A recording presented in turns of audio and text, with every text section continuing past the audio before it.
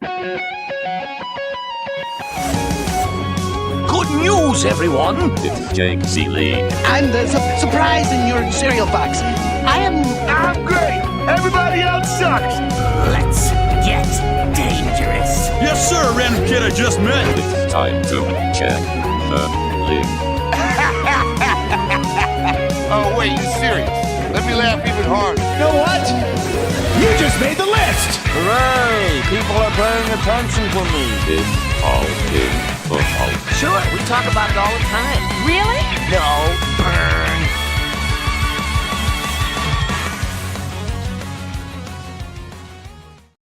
What is up, you ducks? If you're not watching on YouTube, you've missed out the celebration of a new fantasy football season by the amazing producer, Fox in the background, who put that video together. I mean, I put the song together, as I always do, to celebrate some DuckTales, but Fox did an amazing video overlay to it if you have never seen it. Like a new season, new beginning. That's what we do every single year. New updated intro. It is all in football. It is FTN. Code all in still gets you 20% off. The Athletic still has $2 a month. If you're just waking up now for your drafts, like we did nothing all this offseason, we are here for you. And a reminder, because today is the last day, the giveaway is Wednesday. The giveaway on Wednesday is for FTN Plus, a free year of that, with second place. I guess it's just a second giveaway, but second place, quote unquote, being a Madden 24 code for the Xbox Series X. I don't know if it works on the regular. Very generous. It's Xbox Series X, so hopefully it works with that. The way to get in the entry, there's been a lot already. You have to go to Apple Podcast, who continually is messing up our situation. This is why we're doing it, because a lot of people are even trying to subscribe, and it's crashing on them as they subscribe. So I'm going to continue to give out the web link if you open your browser and go there to subscribe, because that should work. Subscribe, but leave a review also so we know you did, with either your name, your handle, whatever it is, the name that you have on Apple Podcast, and you'll be entered in the giveaway. That's all it takes. Just rate, review, leave a little review, say we're wonderful, say Fox did an amazing job with the intro, graphic overlay, and everything like that. I think you would agree, Lauren. I did. I was over here cheering. I was like, this is amazing. New season. I'm ready to go. I'm so excited. Oh, it's right around the corner. I cannot wait. And by the way, if you are just waking up and you're like, I haven't done any research whatsoever, don't worry, you're not alone. I talk to a lot of people who play fantasy, and they're like, I haven't even looked at anything yet. So don't worry. You are not alone. We are here for you. Okay. And the obligatory Though song. your team sucks ass. Oh, hey. We'll try to get you past week 1. Just week 1, though. That's all we're good for. So, speaking of showing up, we still have no Jonathan Taylor. Lauren, if you're drafting today, like Mr. Nice Guy, if you're drafting this week until like we have, look, Tuesday, we're going to get some kind of word. But if you're drafting Monday, so a lot of people schedule their drafts for Monday, what are you doing? When are you taking Jonathan Taylor, and when are you taking anybody in the backfield? If you missed it on Sirius XM, we kind of covered this, but it's also 2.5 days later, essentially, and we still have the same situation we talked about on Saturday. I'm comfortable taking him in the second round. I don't mind that. I've seen Still him the go second. as late as because I think there's so much more optimism around him right now. In fact, I just saw a tweet from Sleeper, pardon me, an expression from Sleeper, whatever, talking about how there's more than one team that's interested in Jonathan Taylor. The Dolphins are one of them. If there were no reports coming out that were saying that teams still want to get him on board, they want to get him signed, then I would be a lot more hesitant. But he's going to have a home this season. I just hope it's not with the Colts, because it doesn't sound like they like him very much. But he's still going to be playing, and he's still an incredible running back. So I'm comfortable taking him in the third round, but I'm okay taking him in the second round. It's a risk, but it's one that I'm willing to take. Okay. And as a side note, advice for everybody out there, do not be Jim Irsay in your league. Do not say, I don't want this player, but I want maximum over increased value for so him. Rude. Like you can't throw somebody on the trade block and then be like, give me your first, second, third, and fourth rounder. Like this and your firstborn son, like, and your kidney. Like, that's just not right. And your kidney. Wow. I know. You have to zoom in. You can't even see this. This is a tape deck telling the iPod, way back in the day, iPod Shuffle. That already dates this shirt as it is, but it does. It's a tape deck telling the iPod, I'm your father, and he's going, no. So that's great. See, yeah, I'm also in a very similar genre. Made in the 80s. Made in the 80s. Rainbow Bright. Okay. So you're a 90s kid, but made in the 80s. So there you go. Here's some more running back news. Oh, but I agree, by the way. I'm willing to go Jonathan Taylor in the second just because my biggest concern what if it's not the Dolphins? What if it's somebody else who's willing to pay the price, but all of a sudden he's willing to pay the price similar to the Dalvin Cook situation? Again, not that it's the similar situation for Jonathan Taylor, but a Dalvin Cook situation where it's Jonathan Taylor, but all of a sudden it's Jonathan Taylor 60% instead of Jonathan Taylor 75%. That's my only concern, is that the team that bucks up for him, that he's not a full-time 100%. I guess it'll also depend on what they give up, because you're not going to give a second and a fourth rounder to bring in Jonathan Taylor and be like, oh, you get 50% of the work. But it's interesting. Exactly. I was literally just going to throw that caveat on there. If someone's going to have to pay up for what the Colts want for him, they're running back needy, which means to me that means volume. Continue, sorry.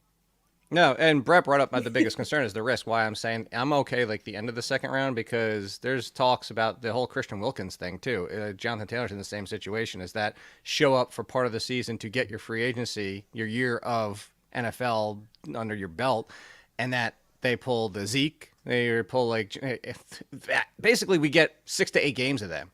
So yeah, I see that.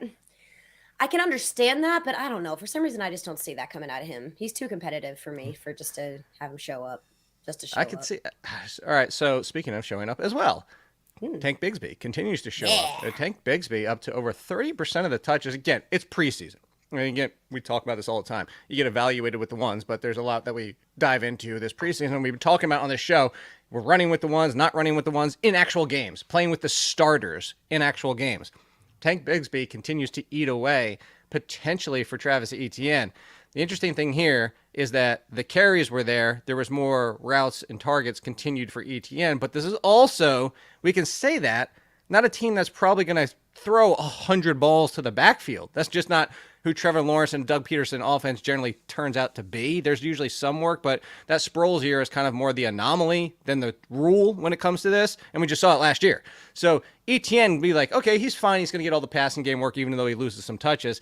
Might not be the best that people think. This is my opinion why I have Travis Etienne as a low end or low teens. I was about to say low end RB2. He's not. He's about mid RB2. He's in the teens because I think Bigsby's a real threat. And the big real threat he is, Etienne wasn't already that great on a touchdown rate. So if you lose touches, the touchdown rate doesn't go up. The passing game stays the same. All of a sudden, Etienne's like RB20. So are you buying into this Bigsby concern, or do you think it's all just preseason hype?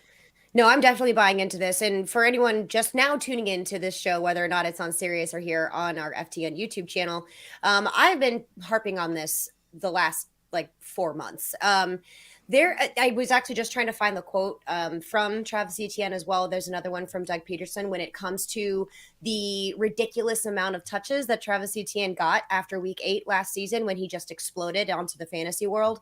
That is not sustainable for him. He even knows it, and he needs another running back that's going to help lighten the load. So I do not think this is just preseason hype. And the only knock I can give on Tank Bigsby was that one weird little fumble that he had at the end, which I thought was pretty good defense there.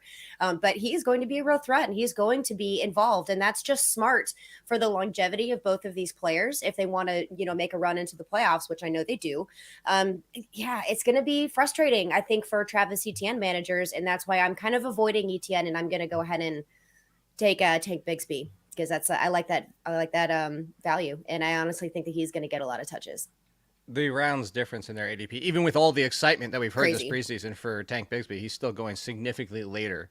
Kind of similar situation that I've been harping on, speaking of harping on things, is the Damien Harris threat for James Cook. And just a week ago, when it sounded like Damien Harris was questionable for week 1, I was like, you know what?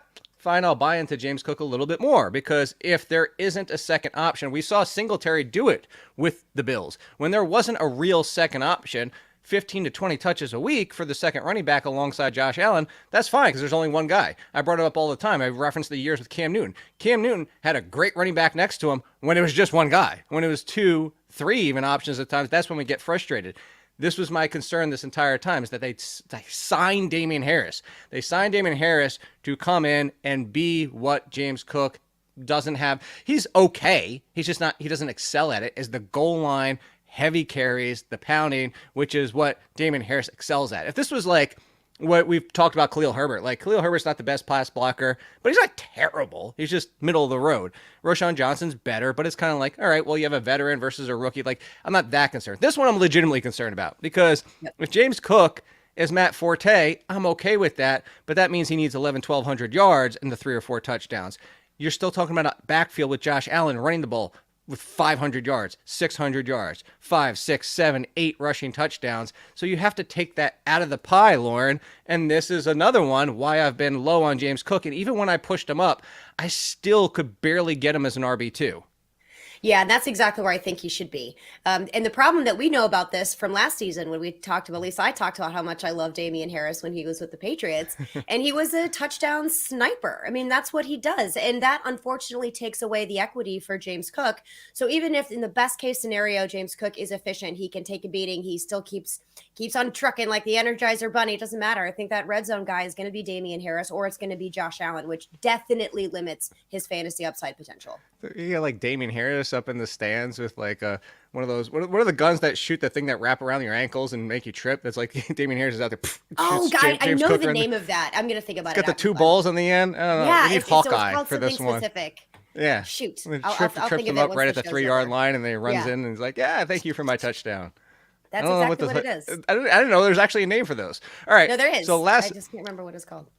Last bit, because I think these are the two. Like, so Bigsby's a winner, Etienne potentially a loser. Damien Harris, whatever, but more so James Cook could be a loser. Here's the question, Lauren, and I do have an answer for this one, but I'm interested to see yours. Who is the winner from the Kansas City Chiefs wide receivers? Because this is what everybody's been trying to figure out this preseason. It's like, there's going to be some insane value because it's the Chiefs. But who's been the winner this preseason? Like you literally could name anybody in the wide receiver crew, and I wouldn't be like, you're nuts. Like, I have my own opinion, but there's not one where I'd be like, you're nuts. I'm going to say Sky Moore, but I don't believe in any of them. Because I have to answer your question, because then you're going to lecture me, so I have to give you an answer, but then I'll pivot and say I really don't believe in any of them. Give me Travis Kelce or bust. Would you take Sky Moore in the 7th? Yeah. 6th? Nah. Okay. Sky Moore or Michael Thomas? Oh, Michael Thomas. Really? Yeah, I know. You have some faith that he's healthy. I don't know why. And I find myself gravitating towards him, even though he has completely ruined me many, many years. I can't quit Michael Thomas. I don't know why. It's this like weird obsession. It's not Hopkins, but there's somebody, was it Andre Johnson? Like, if anybody in the chat could like figure this out or like tweet me later on, there's some vet that was like kind of nicked up for like 2 years, and then he just had like that resurgence for like 2 years at the end of his career. I was gonna say Larry Fitzgerald, maybe. I don't know. There's somebody that like kind of feels like this is about to be Michael Thomas. It's like, you know what? We gave up on you. You kept getting hurt. We're like, you're done. You're toast. And then all of a sudden it's like, oh look, he's still good. I mean, not good. Wide receiver 1 still good, but still top 25 good. All right. So my answer is gonna be this for the Chiefs. It's just gonna shock everybody. It's Marquez Valdes-Scantling. No, he's the only. No, I quit. No, here's why. He's the only guaranteed starter. Like, and the reason I'm with you on Sky Moore. Oh, hold on. I'm going to explain. I have Sky Moore the highest of my ranks. I have Sky Moore as a top 35 wide receiver. I have Sky Moore as a breakout wide receiver. The difference when I say winner of the preseason is Marquez Valdes-Scantling still free.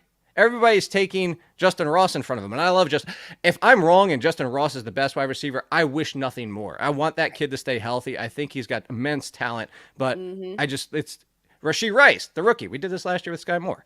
Richie James. Okay, cool. Fine. He finally showed up in preseason week 3. Like, we're really like it could be, but the winner was like the only person that's been out there every single time their starters have been out there with 1 and 2. It's been blank. A lot of times Sky Moore, but sometimes it's been Richie James, sometimes it's been Rice, sometimes it's been others. But the other option was Marquez Valdes-Scantling. And I'm saying, I think the Chiefs are like, are we sure about this? So they're rolling him out every single preseason to be like, I don't know, I need to see some more. Let's put him out again just to make sure. It's with the starters. I don't really know. It's gross. And I don't mind it. The thing with, again, I want to talk about getting burned. Marquez Valdes-Scantling is an explosive playmaker when he catches the football. Like, please don't. And then he disappears for weeks on end. And then he's back and he has a huge explosive game. You pick him up on the waivers and then you play him the next week and he nets you 3 My counterpoint. Points. It is so frustrating. Counterpoint, no. My counterpoint is you are correct in that aspect, but until this point, he's been the 3. That's where my argument would be. Like, with the Packers, with the Chiefs, he's been the 3rd option. He's never been always on the field as the 1 and 2. So that's my counterpoint. So don't draft him. He's free. I'm just saying. Oh. We're talking about winners for. Okay, give me another winner from the preseason. Do you have another one, or can we move on to our little fun topic games thing for? We you? can move on. I'll throw a name out there that I was actually quite Okay. impressed with, and that was Nico Collins. I have not been on that train. He did impress me.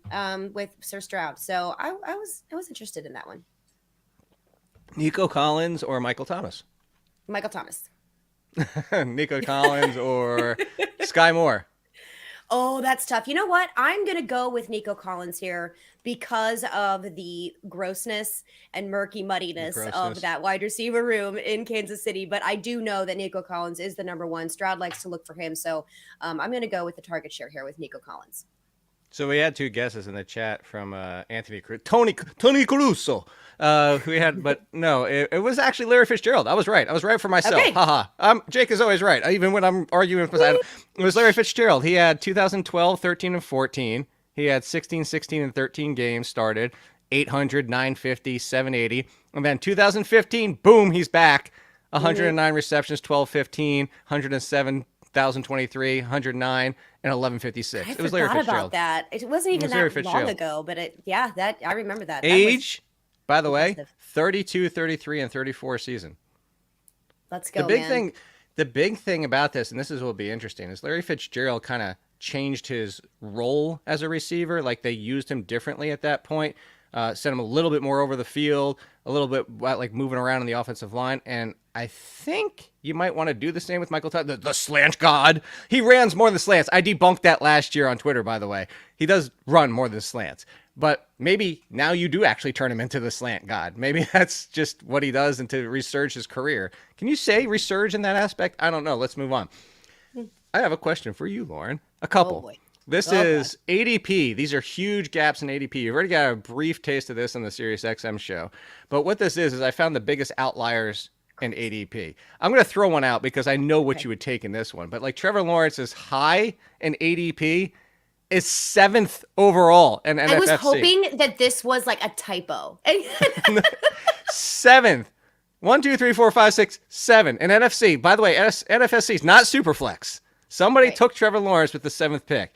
His low, which is interesting, this is actually a pretty high low, is 87th.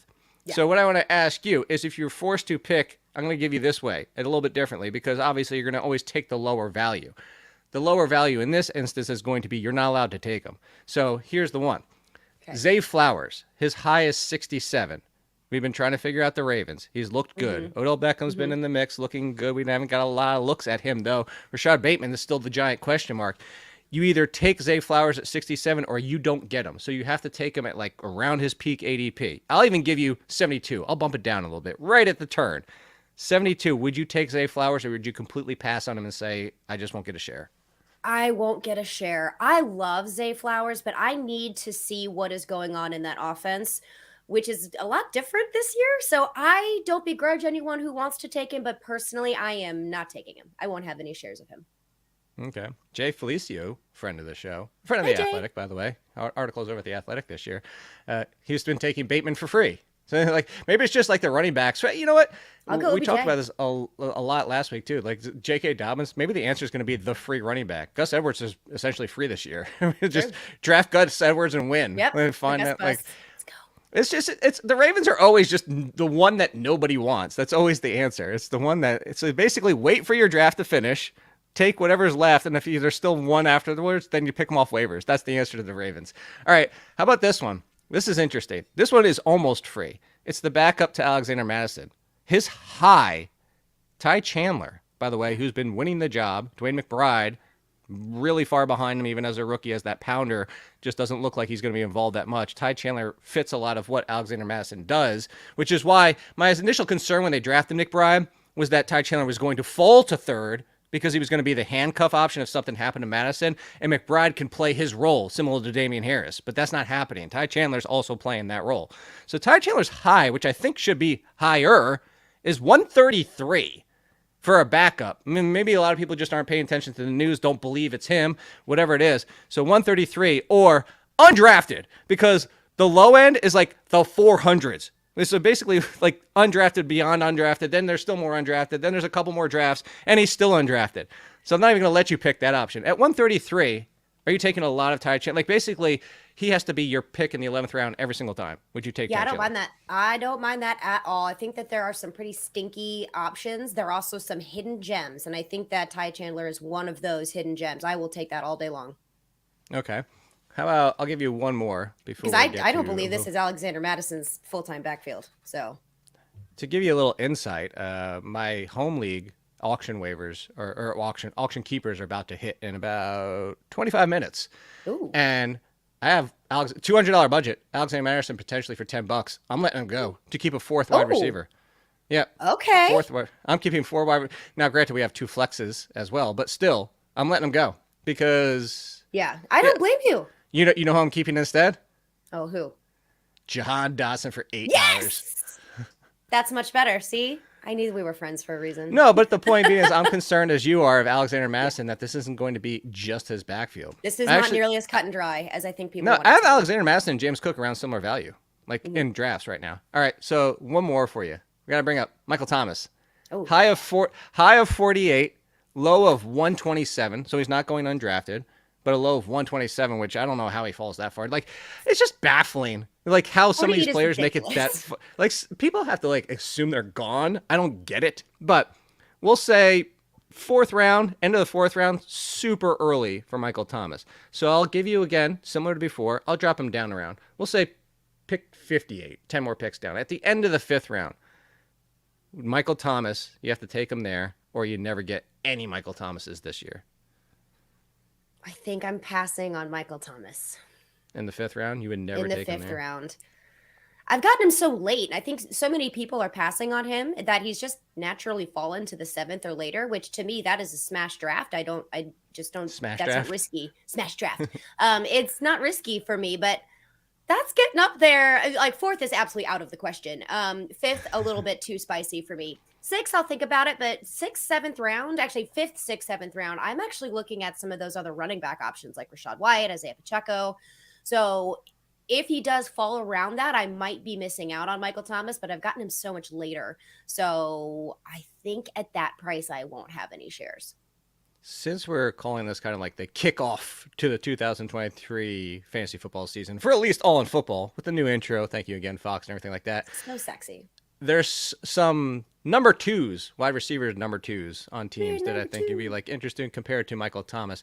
And I think, Lauren, there's kind of a way I could figure out where you would put Michael Thomas along these. And I Okay. think that if anybody like saw Jericho sing live Judas for Wembley Stadium, that was pretty cool. And he's the one that kind of originated where this could come from. It's a way that we can figure out these 5 or 6 wide receivers. What do you? Is there a way, Lauren? Do you know? There's something we could do. Ooh, you know what we should do? Oh, I What know what should we we should do. We should make a list. There you go. Oh, you got the gravelly too. Just I did. Like I Jericho did. told you I've been working on it. I've You been worked working on it very well. Thank All you. right, so here we go. For you, Michael Thomas, the number 2 for his team. Michael Thomas or Mike Evans, another Michael, but goes by Mike. Mike Ooh. Evans, the number 2 for his team. I'm going to go the upside with Mike Evans.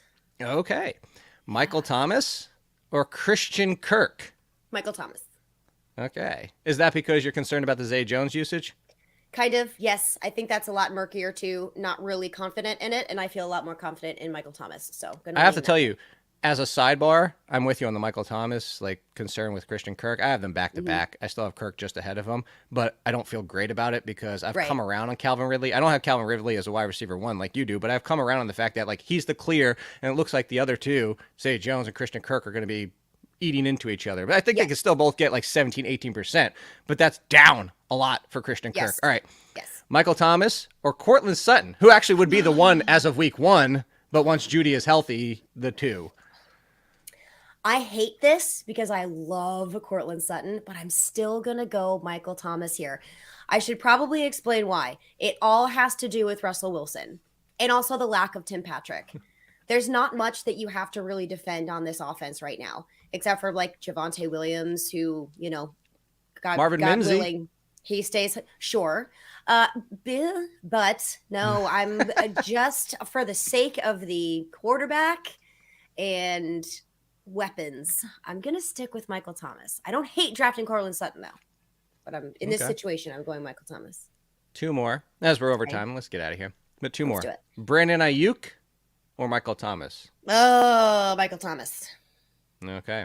Michael Thomas or the continually disrespected for his entire career, but now a little bit maybe valid after what happened last season, but he's with a new team.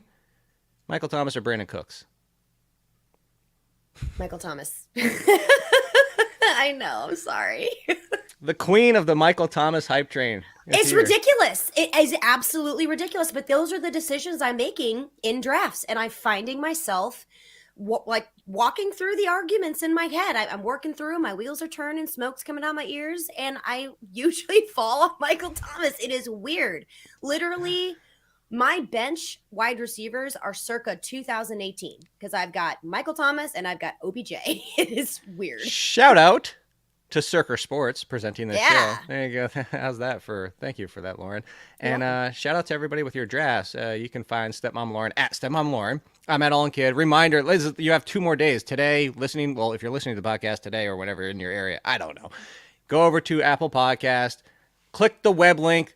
I don't even know if the podcast link is working in the app because they can't get anything right, and we're still arguing and emailing them back, but we're trying. Leave a written review so I can get you in the entry on Wednesday when we give away the FTN Plus and the Madden 24 code for Xbox Series X, and we will finish helping you get ready for the draft on Wednesday and Saturday. There's still going to be drafts happening on Saturday. We're still having our Sirius XM show on Saturday morning, 9 a.m. to get the final prep. Next time we're doing a show, Lauren, we're going to talk in week 1. And get ready, and get ready for belly laughs, everybody, because this Saturday show is starting to get weird in a really cool way. Poop! There you go, everybody. Jokes abound.